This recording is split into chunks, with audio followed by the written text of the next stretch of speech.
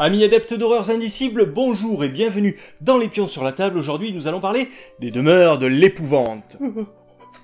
Alors, il sera question des demeures de l'épouvante V2, c'est-à-dire un jeu de plateau, bien entendu, mais qui se joue également avec une application. Et en gros, ça va être ça le gros avantage de cette version-là, hein, c'est-à-dire que les demeures de l'épouvante, à la base, c'est quand même un gros jeu avec pas mal de mise en place, avec beaucoup de choses à appréhender pour le maître du jeu. Bah là, avec l'application, ça va très vite, c'est très fluide. Et c'est pas parce qu'il y a une application que la boîte est pas juste énorme. Et puis, si vous ne connaissez pas ce jeu, vous allez constater que c'est vraiment très beau. Et vous constaterez également, si vous avez l'habitude de suivre la chaîne, que comparé par exemple à un Cthulhu Death May Die, eh ben, il y a un petit peu moins d'action et c'est plus axé sur l'exploration et l'enquête. Mais ne vous inquiétez pas, bien entendu, vous allez devoir poutrer également du monstre. Les demeures de l'épouvante V2 est donc un jeu de Niki Valens sur une idée originale, hein, pour la V1 de Corey Koniska, pour 1 à 5 joueurs à partir de 14 ans et des durées de partie annoncées d'environ 1 à 3 heures, tablez plutôt sur 3 heures. Poussez prudemment les portes du manoir de la folie pendant ce temps, moi je pose les pions sur la table.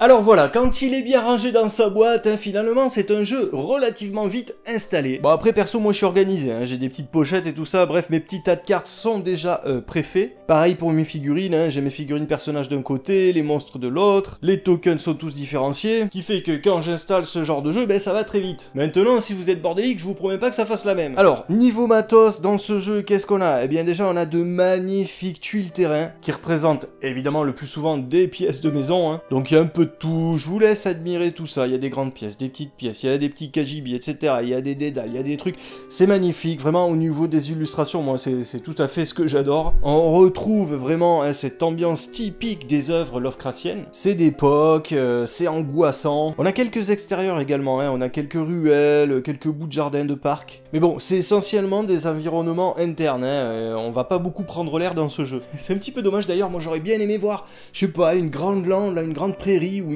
des bouts de forêt par exemple. Mais bon bref, pour ça il y a les extensions, on en parlera un petit peu plus tard dans la vidéo. Alors ensuite, niveau matos, bien entendu on va avoir des figurines. Alors on va démarrer déjà par les larves stellaires, hein, celle pourquoi vous êtes venus ici. Donc bien évidemment c'est moins impressionnant que le gros Cthulhu de Cthulhu Death May Die. C'est clair que qualitativement on est quand même loin du titre que je viens de citer. Maintenant, Demeure de l'épouvante c'est un jeu à 90 €, ce qui est déjà en soi assez cher, alors que Cthulhu Death May Die c'est un jeu à 120 €, donc évidemment il y a un petit écart qualitatif. Alors on va avoir une flopée d'ennemis possibles, il y a beaucoup d'humains, de cultistes. On va retrouver beaucoup de personnes menaçantes là avec des armes contondantes ou tranchantes. On va retrouver des profonds bien entendu, hein. Alors vous remarquerez que les figurines sont quand même assez fines, faut faire attention, je pense que ça peut s'abîmer assez facilement. Ça c'est un petit reproche qu'on peut faire à ce jeu, vraiment moi je trouve qu'au niveau des figurines ça aurait pu être quand même un petit peu plus solide, et dans l'ensemble un petit peu plus qualitatif. Alors ces figurines normalement on est censé les fixer sur des socles, alors certaines disposent déjà d'une espèce de petit pied en fait qui permettent de les fixer sur le socle, mais il y en a d'autres qu'il va falloir coller. Alors là vous voyez pour l'instant je n'ai rien fait tout simplement parce que voilà j'estime que ça tient tout seul comme ça, les larves stellaires voilà sur leurs 4 pattes, les horreurs c'est pareil, ça tient très bien sans socle. Maintenant il faut savoir que à l'intérieur de ces socles, eh bien on peut intégrer des petites tuiles qui permettent de voir les différentes caractéristiques des créatures. Perso j'estime que comme on est vachement guidé par l'application en fait, ben ces petites tuiles là, bon... on peut s'en passer. Alors concernant les personnages maintenant, alors eux ils ont déjà leur petit socle rond, et donc vous remarquerez qu'on peut incarner 8 personnages différents. Moi je les trouve plutôt bien faits, hein. Bon, on tombe sur les persos habituels de ce type d'univers, avec le prêtre, l'étudiante, la parapsychologue, etc., etc. Bien entendu, chacun de ces persos sera accompagné de sa petite fiche, on y reviendra tout à l'heure. Et puis voilà, bon après il y a plein de tokens, il y a plein de cartes, bien entendu, les illustrations sont au rendez-vous, c'est qualitatif, c'est très beau. En général, concernant cet univers, chez FFG, ben on n'est pas déçu. Donc voilà, il suffit de toute façon de regarder la couverture de la boîte pour s'en rendre compte. Ce manoir est magnifique, alors je sais pas si vous avez remarqué, là il y a la petite tentacule qui est en train de choper un investigateur. Alors maintenant, comment se déroule le jeu? Eh bien, je l'ai dit tout à l'heure, déjà va falloir télécharger la petite appli, vous allez avoir une petite introduction, etc., etc. On va vite passer là-dessus. L'appli, alors vous allez choisir un scénario, alors vous avez 5 scénarios compris avec l'achat de la boîte de base. Donc là je vais prendre le premier, je vais sélectionner donc les personnages qui participent à cette aventure, donc ça,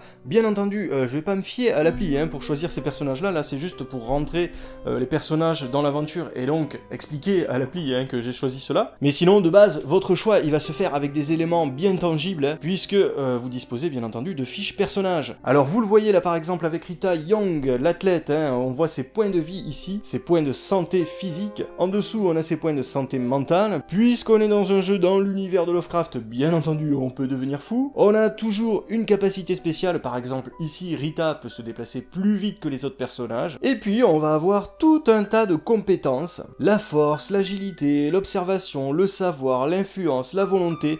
Tout ça, bien entendu, eh ben, ça servira au cours de l'aventure pour résoudre des mystères, pour se battre, pour esquiver les coups, pour persuader des personnages, pour tenter d'éviter de sombrer dans la folie, que sais-je. Donc, je l'ai dit, on a 8 personnages différents, à chaque fois, eh ben, il y a une petite biographie. Bien entendu, c'est bien écrit, on a à chaque fois, ben voilà, le métier de la personne, enfin, sa situation sociale. Et donc, c'est ça qui va nous aider à faire un choix, à dire à l'application, j'ai pris tel ou tel personnage. Une fois que vous avez saisi tout ça, eh bien, l'application va vous donner vos objets de départ. Alors, objets et sorts même, on va le voir. Alors, par exemple, ici, eh bien, vous allez récupérer une bouteille de whisky. Donc, bien entendu, ces objets-là vont vous aider dans l'aventure. Alors, le whisky, eh ben, ça permet de se remettre de certaines émotions. Et donc, c'est terriblement immersif, parce que lorsque vous aurez sifflé l'entièreté de la bouteille, eh ben, vous pourrez la casser pour en faire une arme, voilà, ça se transforme en tesson de bouteille, tout simplement. Par exemple, ici, vous allez pouvoir aussi récupérer une loupe, qui vous aidera à observer les choses. Concrètement, ça va vous permettre d'ajouter des dés lors des tests d'observation. Voilà, donc là, on a 4 objets, et puis je vous l'ai dit, on va récupérer également un sort, ici, rempart de chair. Donc des sorts, il y en a tout plein, mais celui-ci,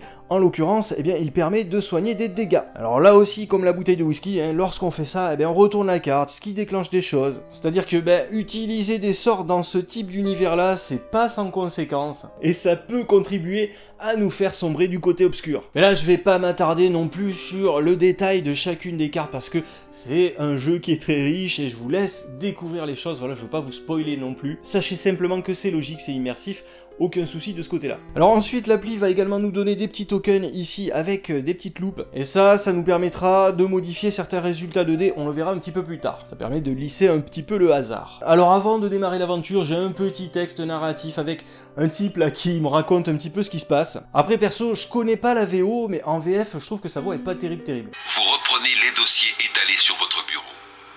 William Vanderbilt, un riche célibataire, sa mère est morte il y a peu. C'est pas très intense, mais bon, ça passe, puis on l'entend pas beaucoup en fait ce gars-là, c'est vraiment le pitch de départ et la conclusion, c'est tout. Après, à l'intérieur, toutes les lignes de dialogue, c'est vous qui allez les lire. Alors ensuite, l'appli va nous demander d'installer les premières tuiles du manoir. Vous voyez, j'avais mis une première tuile ici parce que la première tuile de ma première aventure, de ce même scénario, elle ressemblait à ça. Alors que là, vous voyez, eh bien, je voulais faire le test ici, aujourd'hui, devant vous, en termes de rejouabilité. Eh bien, sur ce même scénario, la tuile n'est plus la même. Et là, vous voyez bien que les deux tuiles sont différentes. Moi, j'ai une grosse tuile carrée, là, ici, sur la table, alors que sur l'appli, elle est toute en longueur. Ça veut dire qu'on dispose vraiment d'une appli, en fait, qui va nous générer des maps aléatoires. Avec certainement vraiment une disposition différente des points de fouille. Je pense qu'après, la trame de l'histoire est la même. Maintenant, est-ce que les monstres sont les mêmes? Est-ce que les rencontres sont les mêmes? Je ne sais pas. Bon, comme j'ai installé cette grosse tuile tout à l'heure, bah écoutez, on va continuer comme ça, hein, comme si l'appli me faisait jouer sur cette map d'origine. Donc en gros, l'appli, elle va me dire de poser des petits tokens, comme par exemple des points d'interrogation, qui signifie que là, il y a des endroits à fouiller. On va poser aussi des petits tokens lanternes, qui sont des tokens d'exploration, ça veut dire que là, il y a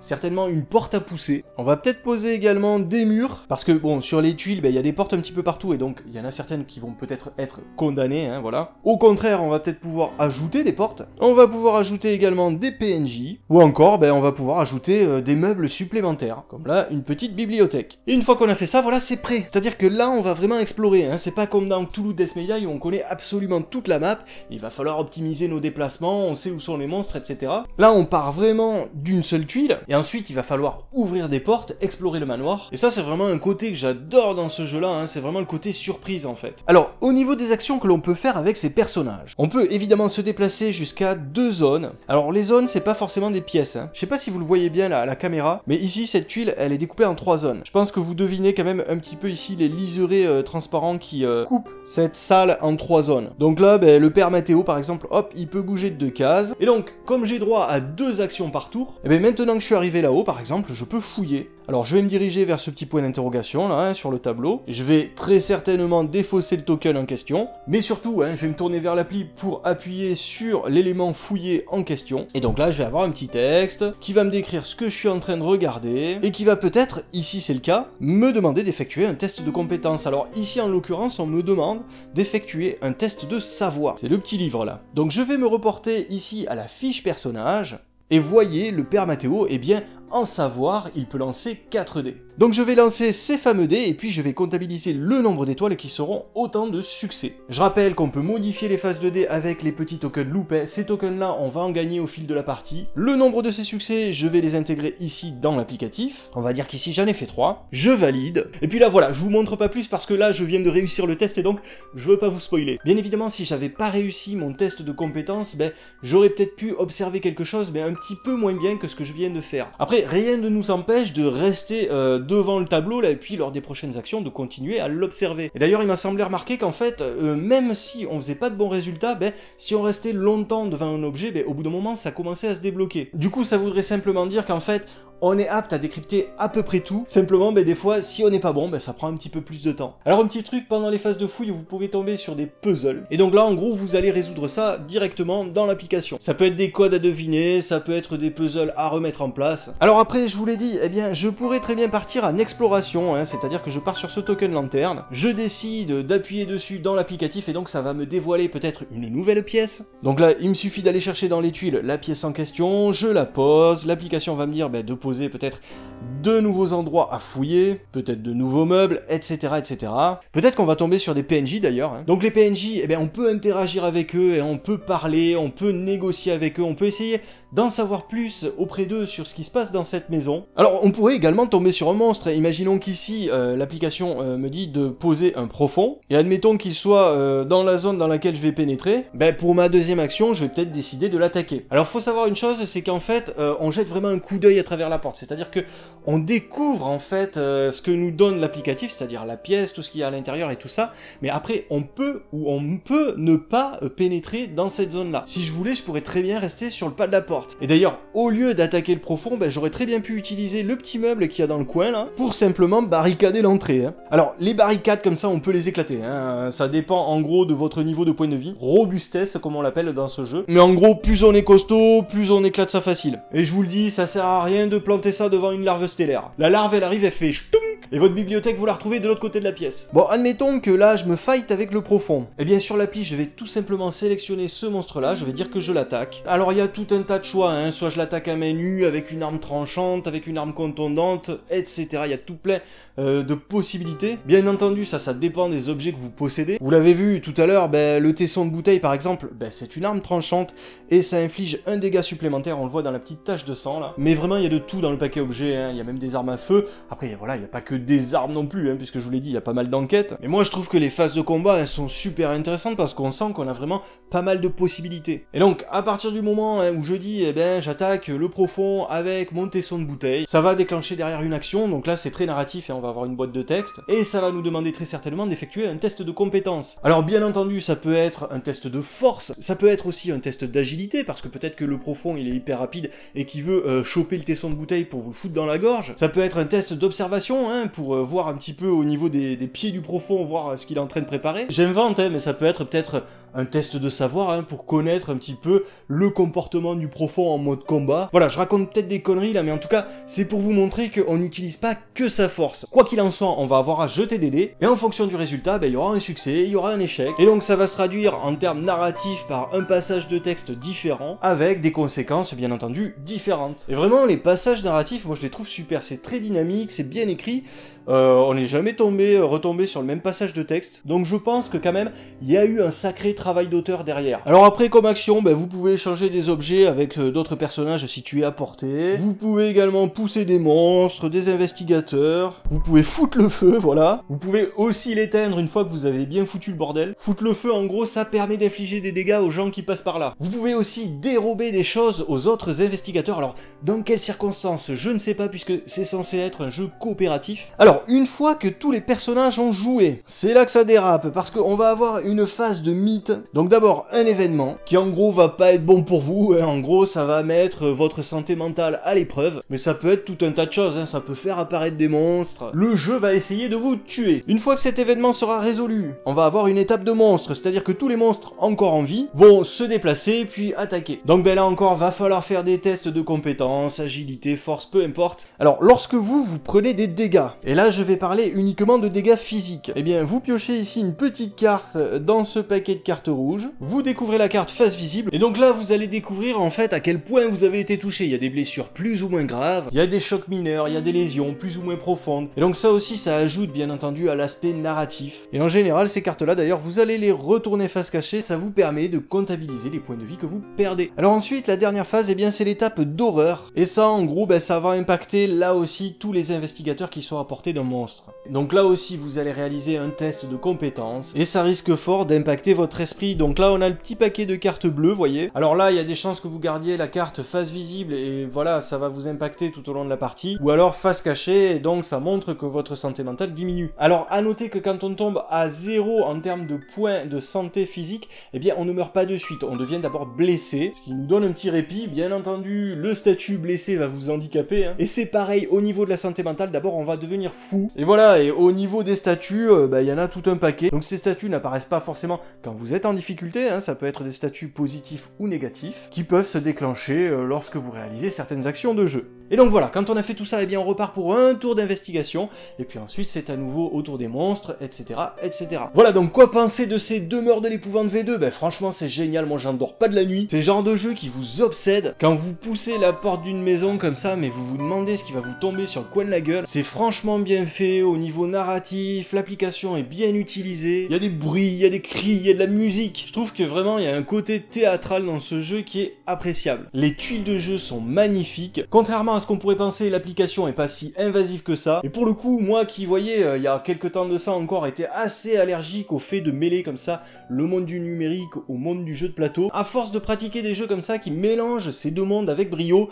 comme par exemple les Demeures de l'épouvante, mais aussi Chronicle of Crime, Unlock, je trouve que voilà, je trouve que le principe est bon, en tout cas quand il est bien fait. Et sincèrement, je comprends qu'on soit réticent à l'idée de faire appel au numérique comme ça, dans un jeu de plateau, mais quand je vois ce que ça apporte là sur les Demeures de l'épouvante, quand on compare la V1 et la V2, je me dis que c'est con de s'en priver. Parce que la V1, en termes d'installation, en termes de préparation pour le MJ, c'est vraiment lourd. Alors que là, déjà, il n'y a pas de MJ, donc ça veut dire que tout le monde joue. Et vraiment, je vous dis, on joue l'esprit serein, quoi, parce que c'est vraiment très léger en termes d'installation. En plus, si vous êtes un petit peu organisé comme moi, que vous avez préparé vos paquets de cartes et tout, mais ça va super vite. À partir du moment où t'as une personne, en fait, qui s'occupe de placer les tokens, qui joue un petit peu le rôle du MJ, même si c'est pas ça, mais voilà, qui gère l'appli en fait, un petit peu comme dans Unlock, un petit peu comme dans Chronicle of Crime, il faut qu'il y ait en gros qu'une personne qui gère ça. sinon ça devient trop invasif effectivement. Mais voilà, à partir du moment où il y a une personne dédiée à ça, ben au final l'application presque tu l'oublies quoi. T'es concentré sur ton plateau de jeu et tu sollicites l'application que quand tu fais une action qui a un rapport avec ça. Alors après évidemment le jeu n'est pas non plus exempt de petits défauts. Déjà moi je vous le dis, j'ai été un petit peu déçu par les figurines. Je trouve que quand même elles sont un petit peu légères et franchement à chaque fois j'ai peur de les détruire. Et c'est dommage parce que quand tu vois la qualité des illustrations, des tuiles et tout ça, ben tu regrettes un petit peu que le même soin n'ait pas été forcément apporté aux figurines. Alors attention, je dis pas que elles sont dégueulasses, hein, c'est pas un scandale non plus, mais honnêtement, voilà, je les trouve moyennes. Et là, pour le coup, je trouve que dans la V1, elles étaient un petit peu plus propres. Alors après, évidemment, il y a que 5 scénarios dans la boîte de base. Même si on l'a vu, les maps sont auto-générées, donc ça apporte un petit peu de rejouabilité. Ben, en soi, les trames des enquêtes sont certainement pas différentes. Ce qui veut dire que du coup, si vous voulez de nouvelles enquêtes, ben, va falloir acquérir des extensions. Maintenant, la plupart d'entre elles, elles coûtent quand même un petit peu de rond. Alors, j'ai cru voir dans l'application que, en fait, on pouvait acheter certains scénarios, ce qui voudrait dire que du coup, au lieu d'acheter une boîte avec des figurines en plus, des tuiles en plus, etc., ben on va juste acheter des enquêtes, et ça, bien entendu, c'est moins cher, parce que on achète juste une petite partie de l'applicatif. Maintenant, voilà, moi je ne saurais que trop vous recommander, mais vous recommander de jouer à ce jeu. C'est vraiment très bon, n'ayez pas peur d'allier le monde numérique et le monde du jeu de plateau quand c'est bien fait, mais c'est vraiment...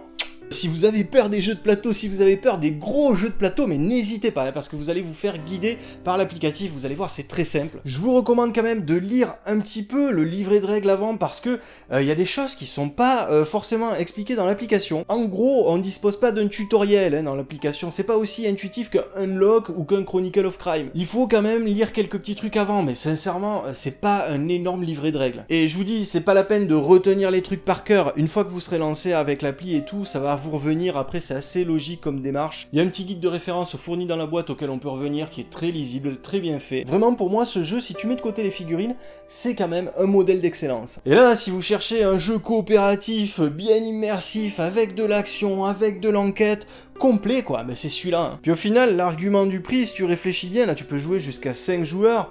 Toujours pareil, moi, ce que je vais dire, hein, si t'amènes tout le monde au cinéma, au final, combien ça va te coûter? Là, tu pars quand même sur des parties de 3 heures.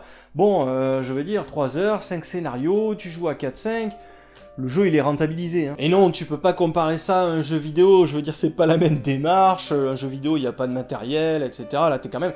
Voilà, effectivement il y a un applicatif derrière, mais t'as quand même le contact charnel hein, avec les figurines, avec les tuiles, etc. Ça n'a rien à voir. Avant de nous quitter, je l'avais pas fait la dernière fois, hein, mais un petit point littérature vis-à-vis de l'univers de Lovecraft. Alors, je vais pas vous faire l'offense de vous reparler des romans, des nouvelles, de Lovecraft, de Derleth, de toute cette société d'auteurs. Donc ici je préfère vous parler de trucs que vous connaissez pas forcément. Alors voyez par exemple ce comic book là, Providence, c'est énorme, ça faut vraiment que vous le lisiez. C'est un comic d'Alan Moore. Alors Alan Moore vous connaissez forcément, hein, c'est le mec qui a officié sur Watchmen, c'est le mec qui a officié sur V for Vendetta, entre autres, hein, mais il a fait énormément de choses, Swamp Thing notamment aussi. C'est pas lui qui a créé Swamp Thing, mais il a fait beaucoup d'aventures sur Swamp Thing, je vous conseille de les lire, c'est vraiment top. Et là donc, lui il s'est attaqué à Lovecraft, et il s'est bien attaqué, moi je trouve que c'est bien rendu à l'intérieur, ça alterne des passages comic book, des passages BD et des passages plus littéraires, voilà, avec des morceaux du journal du héros, voilà, du personnage principal du livre. Et au fur et à mesure qu'on lit son journal, on se rend compte qu'il interprète les événements plus ou moins différemment de ce qu'on peut voir dans la réalité de ses aventures au fil du comic. On voit que sa santé mentale, empathie, Alan Moore a vraiment compris, je pense, l'essence de Lovecraft et de l'univers Lovecraftien. Il y a, à mon avis, trop de sexe pour du Lovecraft par contre dedans. Ça, j'ai pas souvenir que dans l'œuvre de Lovecraft, il y ait eu autant de sexe, mais bon, pourquoi pas, c'est pas non plus, c'est pas que ça, hein, l'œuvre Providence d'Alan Moore, mais il y en a un petit peu quand même, vous êtes prévenus. Et deuxième œuvre que vous connaissez peut-être pas, eh bien c'est les œuvres de Gutanabe, voilà c'est ça, c'est bien ça. Gutanabe qui a fait des mangas tout simplement sur l'univers de Lovecraft. Alors là il y a l'appel de Cthulhu, mais j'ai également Les Montagnes Hallucinées, La Couleur Tombée du Ciel, et je ne sais plus quel est l'autre. Les Montagnes Hallucinées est assez exceptionnel, donc je vous conseille, pareil, de jeter un coup d'œil au moins à un de ces tomes. C'est bien fait, regardez, hop, la couverture, on dirait une espèce de peau de cuir tanné. c'est bien dessiné, je trouve que c'est bien respecté, donc c'est plutôt beau. Et là, contrairement à Providence, c'est vraiment une interprétation et une aventure propre à Alan Moore dans l'univers de Lovecraft. Alors que là, ici, avec Gutanabe, en fait, on reprend exactement les nouvelles de Lovecraft. Voilà, c'était le petit point culture, le petit point littéraire de la vidéo, tout simplement parce que, voilà, j'aime bien vous faire ça. Il n'y a pas que les jeux de plateau dans la vie. En attendant de nous retrouver pour une prochaine présentation, eh bien, je vous dis à bientôt, et n'oubliez pas entre-temps de mettre les pions sur la table.